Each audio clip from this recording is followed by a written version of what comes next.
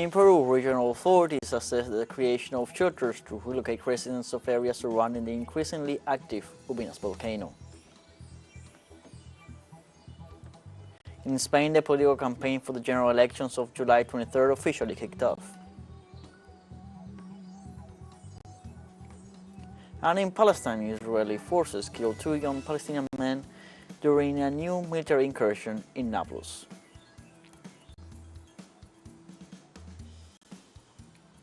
Hello, welcome to From the South. I'm Luis Alberto Matos from the TeleSUR studios in Havana, Cuba. We begin with the news. The UN Secretary-General office pushed the Security Council to send an international force to restore order in Haiti in spite of the possible repercussions that the intervention could bring. The special representative of the UN Secretary-General for Haiti, Maria Isabel Salvador, expressed Guterres' unwavering commitment to the constitution of a force comprised of some 2,000 troops from different nations to reconstitute social peace in the Caribbean nation. The Security Council session was convened on the day that Guterres concluded his official visit to Haiti and called on the international community to act immediately. Meanwhile, Russia and China, both with veto powers in the Security Council, were skeptical about the possibility of carrying out an action that could be rejected by the population and insisted on the need to seek a political solution to the Haitian crisis. Social movements and organizations continue to reject before the international community a possible military intervention in Haiti.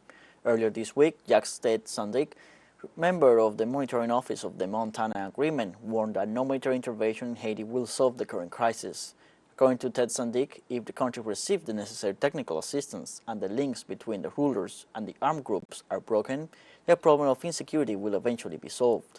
On Saturday, UN Secretary-General Antonio Guterres urged the Security Council to authorize the immediate deployment of a robust international security force to assist the Haitian National Police. Foreign troops left marks on the Haitian people, mainly because of the performance of MINUSTA, the UN military mission that operated between 2004 and 2017, which left a balance of accusations for the rape of Haitian women and girls.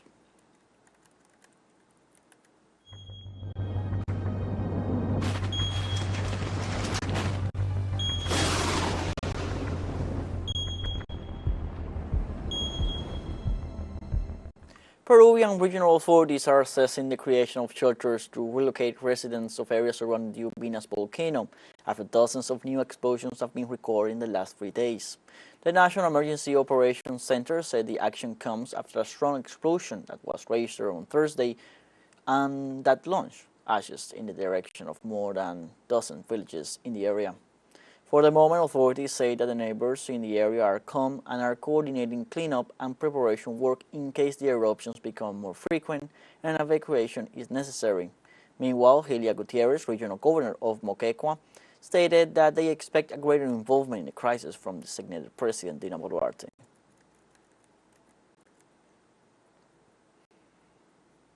In Uruguay, there was some rainfall in the Santa Lucia River basin, although the emergency situation is still in effect due to the critical level of drinking water reserves. The State Sanitary Works Service reported that after the rains in the last 2 days, the Santa Lucia basin received up to 45 millimeters of water. However, the agency pointed out that the water crisis continues, and this only extends the time of use of the water reserves. The agency stated that the construction of the new water treatment plant in Arasati will counteract the water crisis.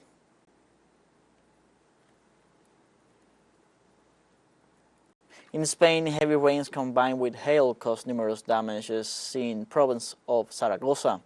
In the town of Paniza, the vineyards took the worst part and farmers claimed that 100% of the harvest was lost.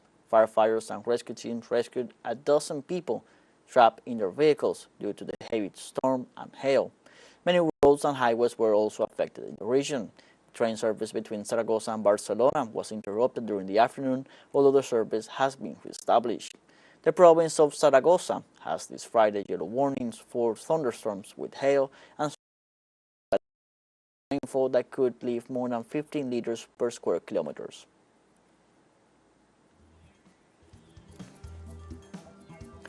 We are now taking a short break, but remember you can join us on TikTok at TeleSUR English, where you will find news in different formats, news updates, and much more. Other stories Coming up, stay with us.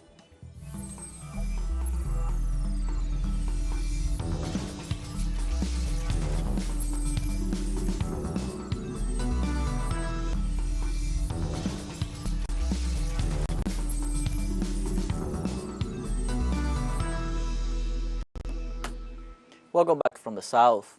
In Spain, the political campaign for the general elections of July 23rd officially began this Friday.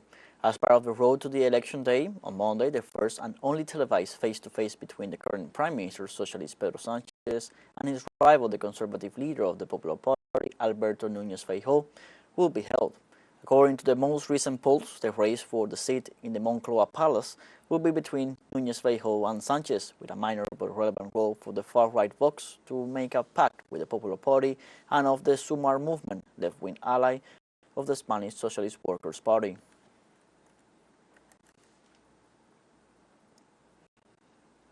In Italy on Friday, at least 6 elderly people died and 18 people were intoxicated or injured after a fire in Milan. According to the authorities, the main hypothesis is that it was an accident in a nursing home and it had 167 people at the time of the fire. The mayor of Milan, Giuseppe Sala, explained that due to the health conditions of the residents, they had to be taken out one by one. Sala added that all those hospitalized had symptoms of smoke inhalation of varying severity, but none of the patients suffered burns. The residence is located in a popular neighborhood in the southeast of Milan and is owned by the municipality and managed by the Progress Cooperative, which controls 300 such centers in 11 regions and accommodates elderly people with varying levels of dependency who do not need hospital services. The fire started in one room, so much so that the 2 residents were charred to death, and the bodies are still there. It didn't spread, not even to the room's next door, but the fumes are obviously just as dangerous, and so the other 4 deaths were due to smoke. The smoke, meanwhile, spread and reached all the way down there. We had the windows opened, so we could see the old people fumbling at the windows with rags on their faces. Then slowly the fire brigade arrived, and those who could walk, they carried them out on foot. Those who couldn't, I think, they took them out with the bed sheets to drag them out. On Friday, public transport in Rome suffered major disruptions due to the nationwide strike called by bus and streetcar drivers' unions to demand adjustments in their working conditions. Also in Rome, one of its 3 subway lines remained closed. The unions emphasized that with this strike, they exercise their right to protest the unwillingness of the employers to discuss the undeniable adjustment to be included in the collective labor agreement. Although the country's capital was the most affected by the strike was called for the whole of Italy, and other cities suffered service interruptions much milder.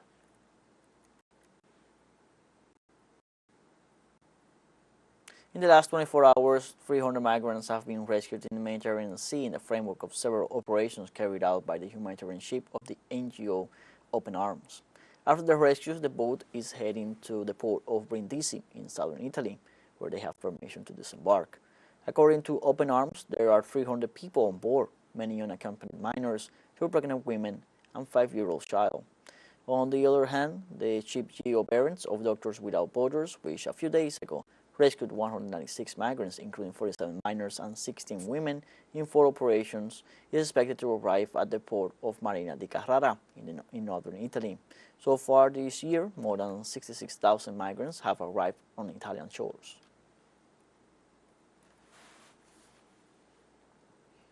On Friday, Russian President Vladimir Putin met with the country's Security Council to discuss measures implemented to overcome difficulties that some countries are creating for Russia.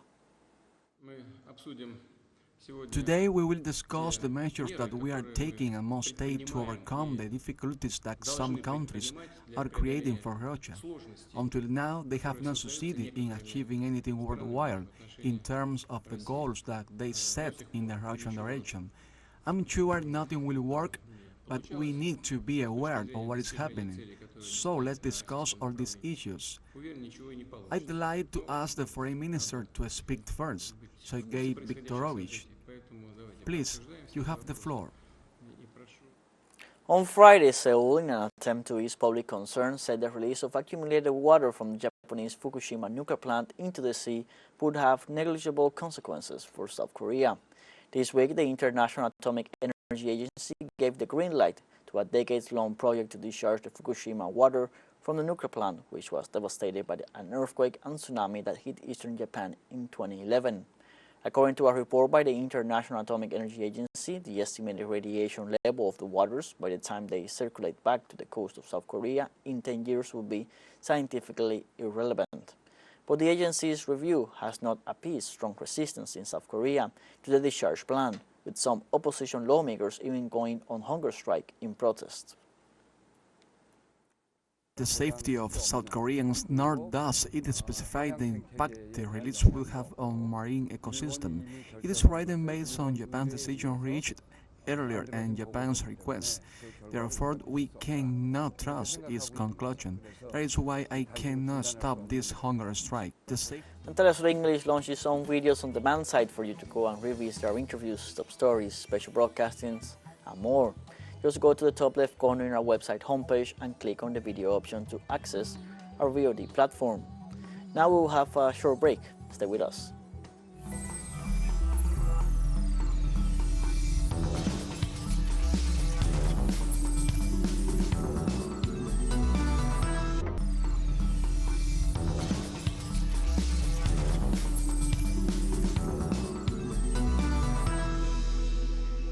Welcome back from the south. On Friday, Israeli forces killed 2 young Palestinian men during a new military incursion in the city of Nablus. Local media denounced the occupation army forces stormed the old city and cordoned off a house before shooting dead the 2 young Palestinians. The Ministry of Health identified the fatalities as Hamza Makbul and Khairi Shaheen. Following the massacre, a riot broke out and was suppressed by the occupation forces, causing gunshot wounds to the back and foot of 2 other young residents. In the last week, 12 Palestinians were killed by the Israeli army.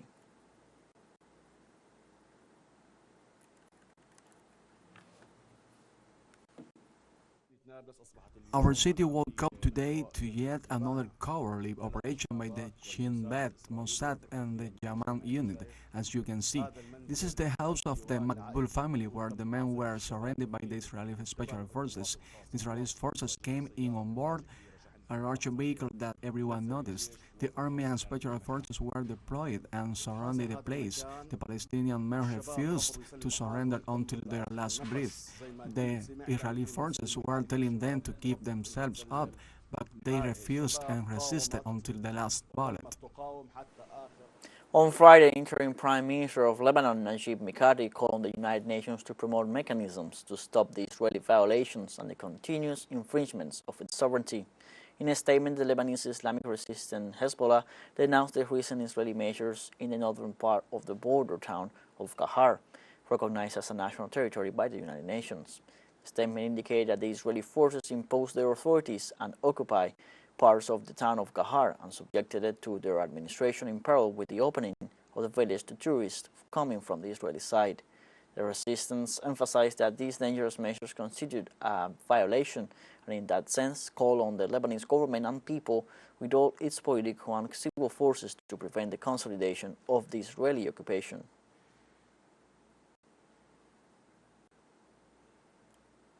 Iran's Revolutionary Guard naval force detained a ship loaded with 1 million liters of contraband fuel in the Gulf.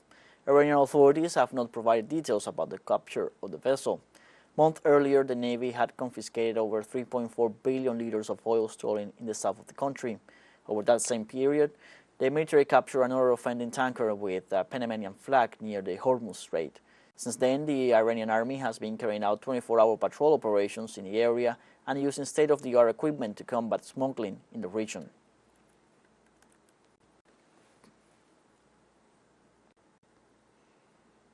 And on Friday, police were out in force as Kenyans took to the streets in answer to an opposition call to demonstrate over a raft of controversial tax hikes. Tear gas was fired to break out protests in the Indian Ocean port city of Mombasa, as people chanted, "The struggle is not over."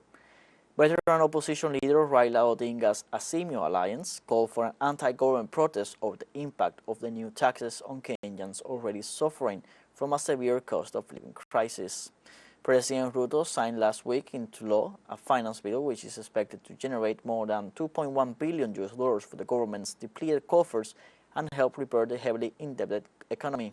The High Court in Nairobi last Friday suspended the implementation of the legislation after a senator filed a case challenging its constitutional legality.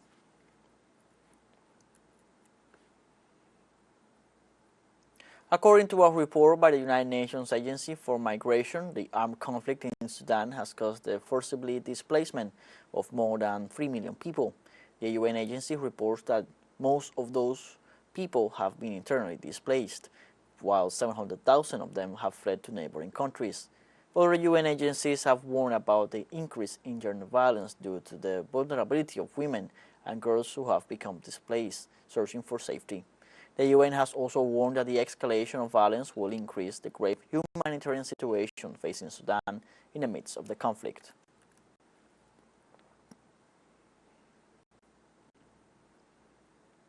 China and delegations from African countries signed some 18 agreements covering advanced technology areas at the conclusion of the China-Africa Innovation Cooperation and Development Forum 2023.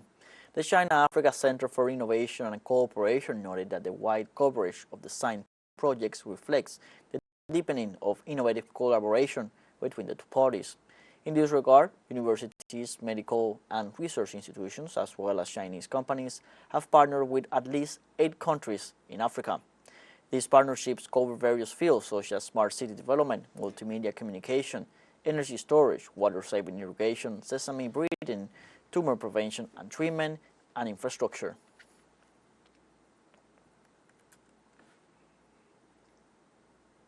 And in Ethiopia, a young engineer and entrepreneur has developed an innovative construction method that resorts to a material that has become a nightmare in today's world. Still, as any startup, he is struggling to get investors. Hayat Hassan is the founder and CEO of Cubic, an award-winning company that, with the help of additives, turns plastics into black beams and interlocking blocks, which today are being assembled in a pilot project at a daycare center in the capital Addis Ababa. The site has no cranes or cement mixers, just a concrete floor on which 4 workers make a wall by fitting the blocks together like Legos, tapping them with a mallet to ensure a good fit. There's no glue or cement. The structure is held up by beams bolted together on all 4 sides of the walls. So it's like you said, it's mainly plastic waste, recycled plastic waste that that forms into these construction materials. As far as assembly, the idea is for it to be super simple. You would need an engineer, a contractor, and you have a manual, and the whole point is to get it done with inexperienced workers, obviously under supervision. So it's ease of assembly is there. It's very easy and simple. When it comes to raising money as a startup, it's an uphill battle in the beginning, and it's a very scary thing, especially when it's the first startup that you're forming. In my case, I was very fortunate that I had a group of people, both from family, friends, business acquaintances from the past, that really knew me, really believed in what we were doing, and were willing to give us that initial catalytic seed that we needed to get going.